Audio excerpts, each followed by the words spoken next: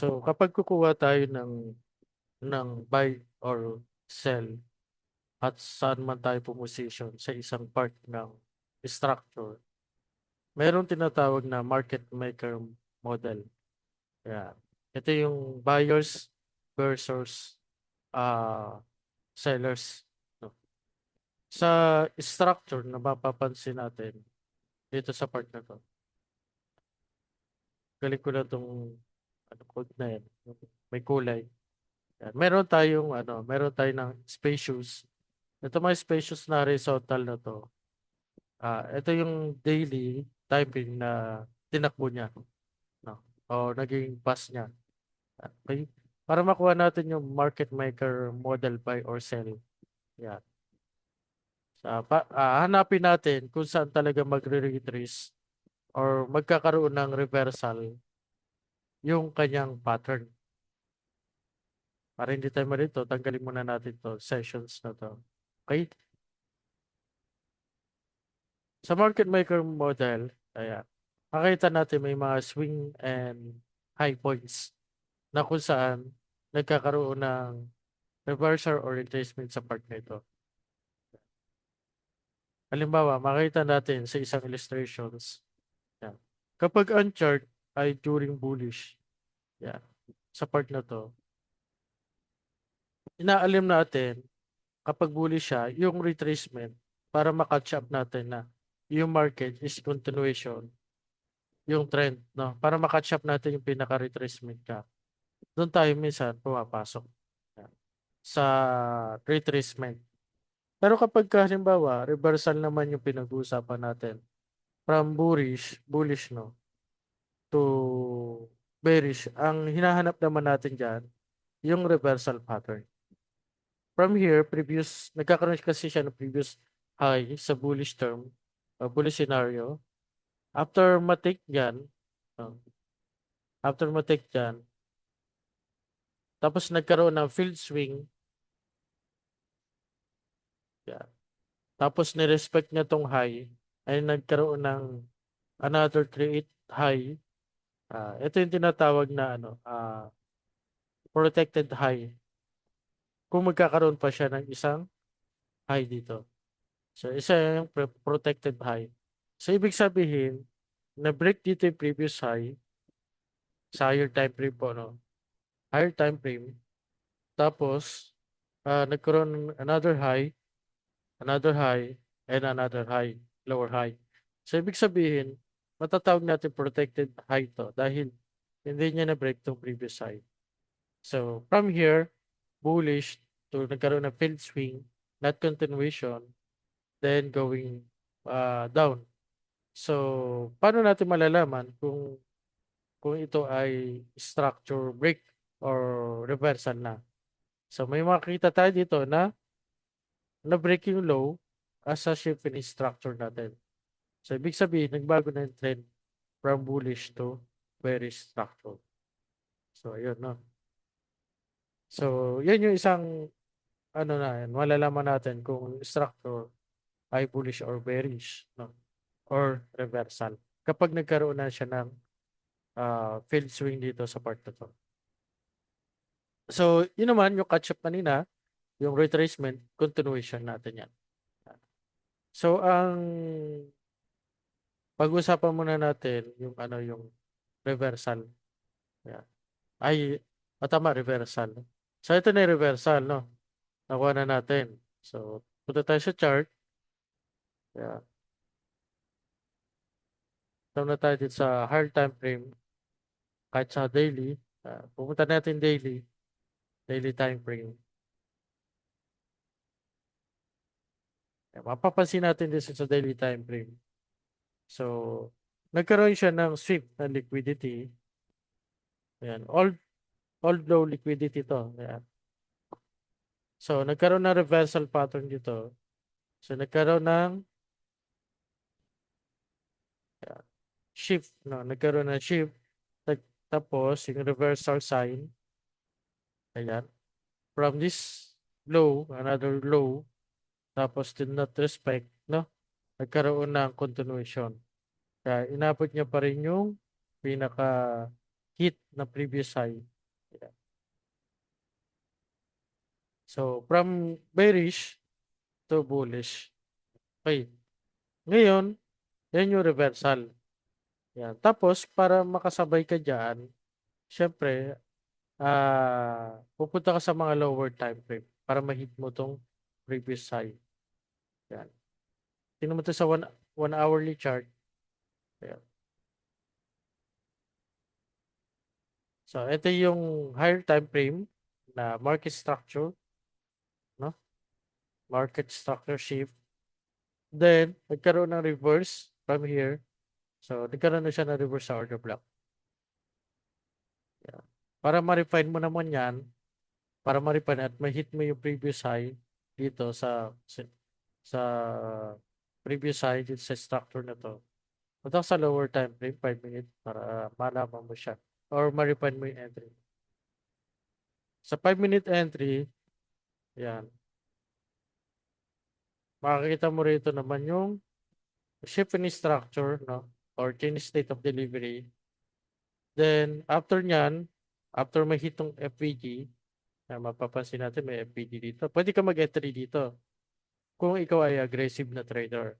Pero pwede mo lagpasan yan, tapos mag-aantay ka lang na retrace, doon ka mag-entry sa order block. Yan. So, papansin natin dito sa 5-minute time frame, meron tayong order block, no? Dito, after matik yung FVG and nagkaroon ng create na order block. Ito, OB. Itong Chinese state of delivery ay nag-a-act of as OB. Ayan, tandaan po natin, no? Nag-a-act siya ng as OB. So, pwede kang mag ano dyan, mag entries, no? So, ang nagiging cause kasi scenario, pagka may FVG, minsan nagkakaroon ng field FVG. Ayan. Akala mo valid to, pero minsan, uh, dumediretso siya pa ibaba. Ayan. Yung nagiging something na talagang nagiging negative scenario niya, no? Kaya para hindi ka ma-FOMO doon sa part na yun, mag-aantay ka ng order block or retracement, no? After matik yung FVG, then retracement, balik ulit sa baba. Ayun. Ito na yung Chinese state of delivery na order block. So, diyan ka magpo-positions. Tapos yung SL mo, syempre dito, yeah, doon sa below low nung previous low. Or kung natatakot ka, halimbawa, baka ma-hit, pwede rin naman dito. Basta depende sa lot size nyo, nagagamitin. Pag maliit ang lot size, pwede dyan. Pero kung lalakihan nyo naman lot size nyo, medyo mataas yung risk pag na-hit yung itong low, previous low. Ayan. So, pwede lang kayo kumuha ng 1:2. Pwede mo targetin itong high or yung pinaka, ano niya, tawag dito, yung previous high. Ayan. Ito siya. So, ang sabi natin, 1:2 is enough, diba? So, ilang, ano to? 4.5 RR na to. 1:2. Ayan. Ganyan. 1:2. So, nasa 300 pips or 320. Ayan. Pero kung ikaw ay gusto mo targetin yung next target na liquidity, pwede to. Ayan. So, previous high. Pero kung sabi nga natin, from higher time frame, balik tayo sa 5-minute, higher time frame na 5-minute, hourly, ayan. Ito yung pinakamalapit na liquidity na makatotohanan yan. Pwede yan. Yeah. So, yan. Nag-take out ka na ng profit. Then, kasi nga, daily yung pinagkunan natin. Halimbawa, swing trade ka, daily. O, ito kasi, ano lang to, day trading. Itong part na to, na setup. Kung swing trade ka, ayan, kukunin mo yung pinaka previous high nung day structure nung nakita natin kanina. Ayan. So, meron kang 1,532 pips, which is 10.85 RR. Ayan. So, yun yung reversal, no? From higher time frame to lower time frame na align. Ayan. From previous old low, nagkaroon ng reversal pattern, structure, field swing, then daily structure, structure shift, or market structure shift, then reversal from hourly chart, then hourly chart yung K level or demand zone na order block from here, then from order block, so mag-refine ka na sa 5-minute time frame. Yeah, 5-minute time frame. So 5-minute time frame, mayroong market structure shift or Chinese state of delivery sa part na to. So, yung Chinese state of delivery ay sa closure ng body ng candle, pero yung market structure, kinukuha siya, market structure shift sa mga week kapag may week yung candle. Pero this time, Chinese state of delivery, yung matatawag ko dito. So, Chinese state of delivery, nag-a-act siya na as OV or do block. Yan. Pwede ka mag-entry dyan sa 5-minute time frame. Yan. Then, titingnan natin may FVG dito. So, yung FVG, pwede siya magkaroon ng field FVG kung hindi ka conservative. Ayan. Kung aggressive ka, dito ka nag-entry, ayan, mas may suggest ko na maging conservative ka after mo taking FVG, hintay mo na mag-create ng order block or retracement from here, tapos doon ka mag-entry. Ayan. So, sabi ko nga, pwede magkaroon ng field FVG yung point na to at bumaba. So, dito ka nag-entry sa OV, o Chinese state of delivery dito, then entry mo dyan, then SL dito. So, yun na, target mo yung previous high. So, kung day trade ka lang, consume trade, yung previous high. Kaya, natik siya. So, ito yung reversal, no? Yan. Paano naman kapag siya ay continuation, no? Kapag continuation naman, yung market maker pie model, isa yun sa reversal. Ito yung sa continuation. Which, no, saan tayo, no? Saan tayo magpo-position? Ayan. Kapag sinabing market maker model ay kakatch up natin yung retracement, no? Continuation. At yun yung pangalawa sa nabanggit natin. So kanina, yung low na take, tapos nagkaroon ng nagkaroon ng continuation. So may isa pa na abangan natin yung retracement or yung tinatawag na market maker buy model. So kasama rin yung kanina. So explain ko para mas siya ay maging malinaw. Ah, Dito sa market maker model, go tayo structure. Ito yung retracement, then ito yung high and low na isang leg. O kunin mo yung trading range, no, ng isang structure, high and low sa higher time frame. So ito yung higher and low, tapos ito yung retracement, yan. Tapos bumalik ulit sa previous high. Ibig sabihin nito, ito ay continuation trend or bullish. So kapag sinabing high and low, yung old high and low, so masasabi natin siyang liquidity. Kasi matagal siya positions eh. Marami naka-positions dyan na talagang nagkaroon ng orders and nagkaroon ng kumbaga nagkaroon ng mga na pangmatagalang posisyon na akala nila, halimbawa dito sa high na to, akala nila magko-continuation or reversal na. Yan. Tapos dito, akala nila na magkakaroon na ng continuations. Yan. So, ito, nag-act siya as a liquidity. Ibig sabihin nito, kasi ito ay isang liquidity na kung saan yung mga pending orders pang matagalan. So, ibig sabihin, ito ay isang uri ng liquidity. So, tinatawag siyang external liquidity. Ayan.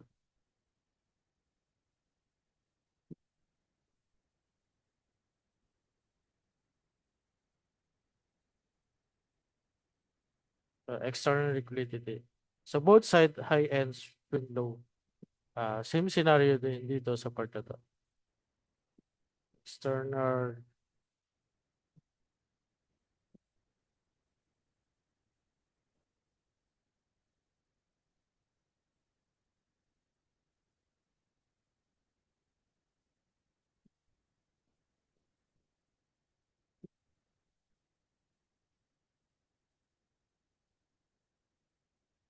Ayan, okay? Sa between ng internal range liquidity high and low, na old high and low. So mayroon nakapaloob dyan na internal naman. No? So kung may external, may internal. So nandito siya sa loob, internal.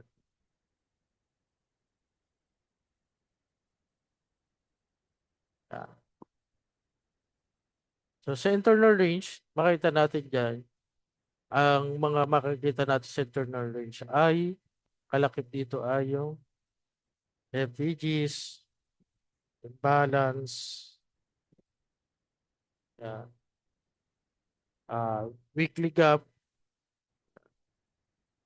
or something gap, mga ganon. So, yan yung internal range. Yan yung mga meaning. Nakapaload siya. FVG, balance, weekly gap. Para makakatch up natin yung continuation trend. Yeah. From here, uh, then go to retracement. Tapos, target natin yung external range liquidity.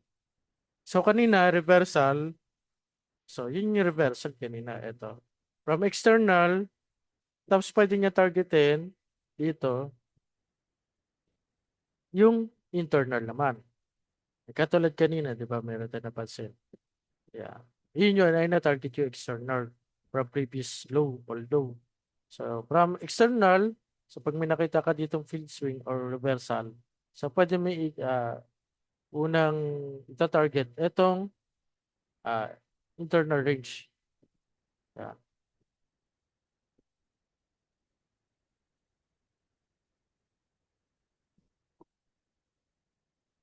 Or pwede mo siyang kasunod pagka walang reversal dito, so pwede mo siya targetin yung external range. So ito external range na. From internal naging external range na.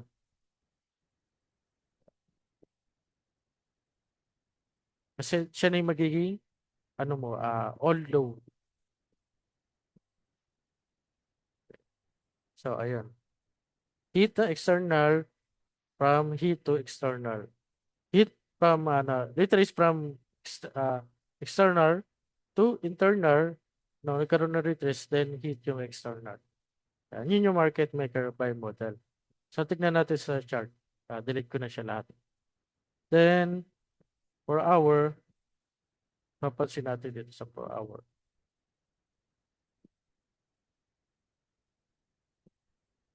Yan. Dito sa per hour time frame, makikita natin na, ayan, papansin natin.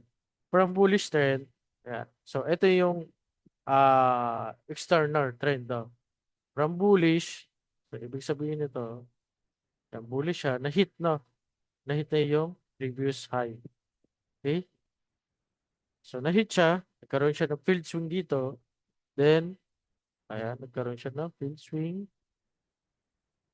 Ito yung field swing, yan, reversal, sa per hour, the structural, and ito yung structural, market structure shift, or ito, change state of delivery, ayan, change state of delivery. Okay? So, ibig sabihin, yung continuation na to, possible, antay mo na lang yung retracement nito. Yeah. Kasi meron na siyang change state of delivery na nandito dito.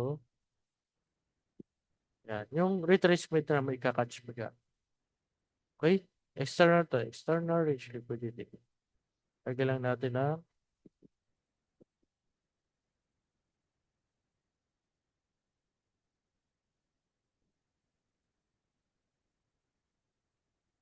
yan, ng market. So, nagkaroon ng field swing, reversal na siya, back ng reversal, kasi yung trend, mayroon ka ng change state of delivery. For the market structure, depende sa iyo, no? Or change state of delivery. Pag change state of delivery, mas maaga kasi yung ano siya, mas maaga yung idea mo na magkaroon ng ito na yung reversal. Okay? So, dito, antay mo lang yung retracement nito from this trading range, ano, this leg, this higher high, no, itong leg na to, ito, from high, then low, ayan. So, papansin mo dito, pa-flat mo lang yung 5 bottles mo, 50%, ayan, okay? From dito, ito yung low, Nasa premium area ka na. Above 50% premium, below 50% is discount area. Ayan. After nyan, so dito ka nag-trend, ayan, ship ka dito. So, ang magiging target mo is yung mga low na liquidity or mga imbalance. So, ang imbalance na pwedeng targeting dito ay itong isa. Yan. Ito yung magiging internal range mo. Yan. So, dito na-target yung internal range mo, pero disqualified for retracement continuation. Yan. So, mayroon ka ditong FVG sa part na to, nagkaroon siya ng continuation dahil sa mga current news na mga lumabas. Yan. So, from here, retracement na yung naging part dito. Then, yung target mo ay yan, yung external niya na. So, from there, pwede mo siyang target yung mga previous low na next. Okay. So, ito, external to internal, then external to external. So, per hour to. Then, saan ba mag-entry? Per hour alignment niya, 15-minute time frame.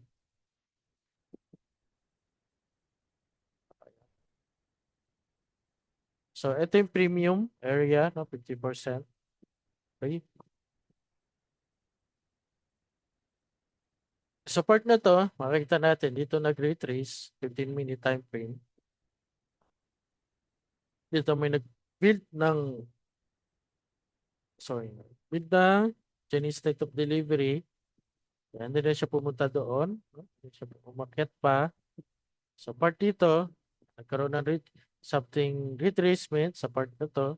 Then, going back, so, another create of retracement. Ito yung pinaka parang powerful mo na OP. Ayan.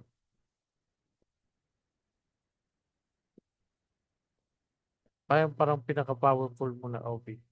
Or kayo naman, papansin mo dito, di ba parang malabo pa sa'yo. Parang hindi ka pa confidence na ganyan yung magiging ano mo, magiging base mo, no? So, magiging structure mo dito, no? So, lipat ka dito, kung hindi pa siya, kung ano sa'yo, meron pang another option. Ito, market structure shift mo. Yan. Then, after nyan, antay ka lang ng, mag-create ng retracement dito. So, from dito, 15-minute naman, so ipa-plot mo yung 15-minute dito, trading range ulit, itong high and low. Ayan. So, dito ka mag-place ng order. After nyan, may FVG dito sa 15-minute, sa 15-minute time frame. After 15-minute time frame, then meron kang Chinese state of delivery dito. Yeah. Then meron kang OV, sorry, per value gap. So, ito ay K-level, no? Per value naman K-level. Ayan. Then, ayan na. Complete na yung menu mo dito. Ayan. Complete yung idea mo rito. So, from here, ayan. OB. Then, dito, FVG. Balik ka ng 1 minute sa alignment niya. Balikan muna natin to. Yan ako muna siya. I-delete ko muna. Para mabilis mag-back.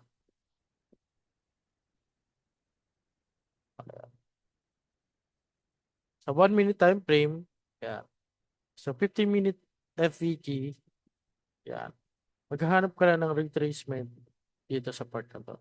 From here, may meron kang market structure shift. From here, then FVG entry, no? And FVG entry or this order block. Kaya, order block. Tapos, yan. Entry ka na dyan, FVG or kaya dito. Mas maganda ka half ng FVG. Tapos, put ka lang ng SL. Yan. Then, target 1 is to 2. Ayan, 1 is to 2. Ayan. So, sa 15-minute, higher time frame, titignan mo yung pinaka-liquidity niya. Kung gusto mo yung next higher time frame ng 4 hour, saka 15 minutes. Kasi 4 hour yung pinanggalingan natin. So, 4 hour tayo. Next target nun, Yung next liquidity. So, ayun na siya. So, mayroon ka ditong 12.4 RR. So, yun yung trabaho ng market maker model. So, catch-up na retracement and reversal pattern sa part na yan.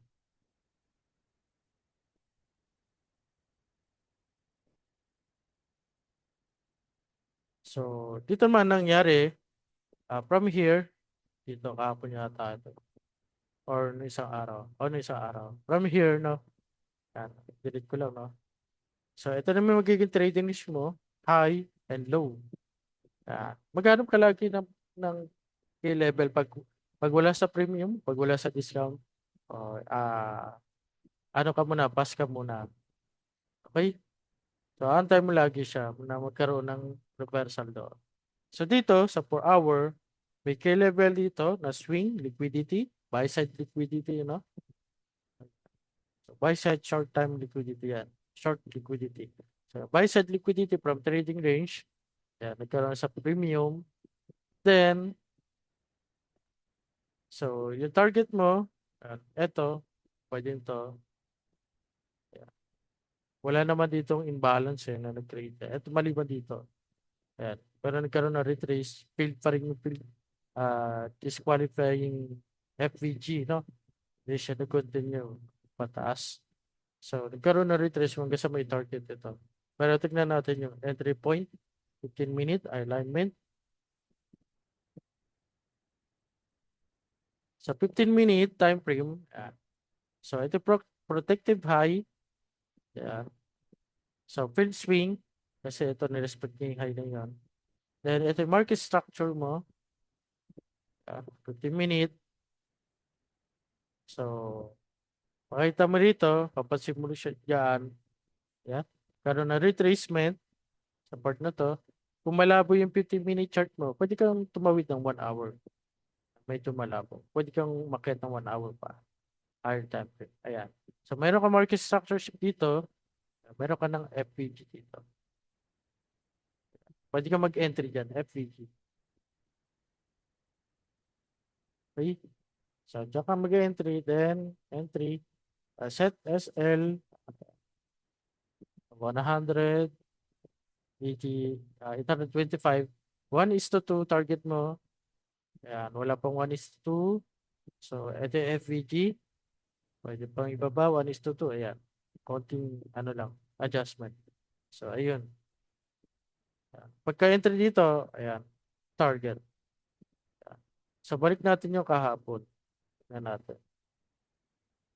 Kahapon, ito yung nangyari. Ito yung part ng ano, kahapon yung nangyari. Papansinin natin dito sa 4 hour ulit. Punta na higher time frame. 4 hour, yan, continuation ang nangyari. So, ito yung low. Yan. So, wala nang possible na bumalik. No? Na-target tong low na to, ayan. Pero, after may hit tong sell-side liquidity, bumalik naman siya sa 4 hour M.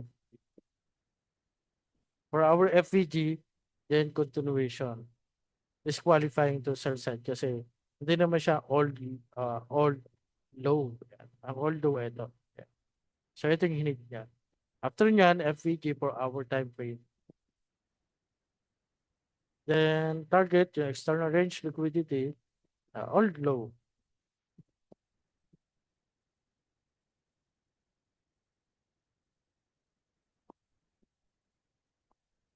Then, sa 15-minute time frame, 15-minute time frame, ayan, yung kahapon. So, eto, tingnan natin kung anong oras siya. London, ayan, London. Tapos, pumasok na na New York time, no? New York Field Zone, no? So, eto, London, tinik niya yung FVG sa 4 hour nito. So, meron ditong reversal pattern na siya. Ayan. So, na-respect niya tong high, then create another high. Then, meron kang makikita ditong market structure or in state of delivery dito. Then, after nyan, karoon tayo ng inversion per value gap dito. Sa 15-minute time frame, inversion per value gap,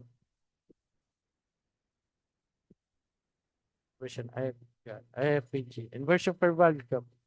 So, inversion for value gap, baba ka ulit ng 2 minute or 1 minute time frame para sa refinement na. Sa refinement, kaya, okay, mas malikot yung galaw ng market dito sa lower time frame, 1 minute time frame. So, ito yung magiging trading range mo sa 1 minute. Kaya, so meron ka dito ang Chinese state of delivery. So, dito ka na nag-entry sa OT price.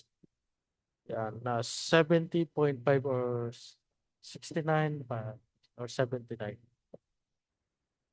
Ayan. Dito sa part na to, tingnan natin kung may FPG dyan sa 2 minute.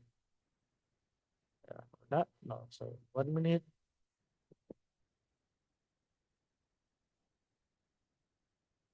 Yan. Basta above 50% yung part na yan. Okay? Then, retracement na siya. So, short ka dyan kasi ito yung key level na-touch na ng 15 minutes. So, SL sa 1 minute, sa refinement na to, 26 pips lang yung SL. 1:2 lang. 26, magiging 52 lang yan. Ano? So, pwede mo targetin to kasi lower time frame naman siya. So, pwede mo siyang targetin yung -1 standard deviation projection target, no? Or kaya yung old low, no? Old low na. Nandito sa previous at external. Uh,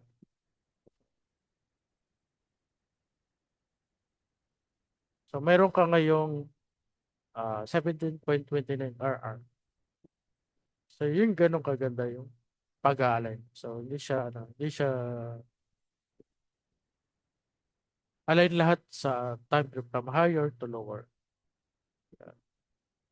Okay? So, dito, malaki for FPG. Tignan pa natin mamaya. Ito, Asian pa lang magalaw. Ito yung old low niya eh. So, possible dito bumaba pa ulit. Malalaman natin sa news, galing news mamaya. Or pwedeng ito na yung reversal niya. So, ayun. Wala pang matino, no? So, ayun no. So, ganun yung market maker mode na tinatawag. So, yun. Kaya pulit natin to sa YT.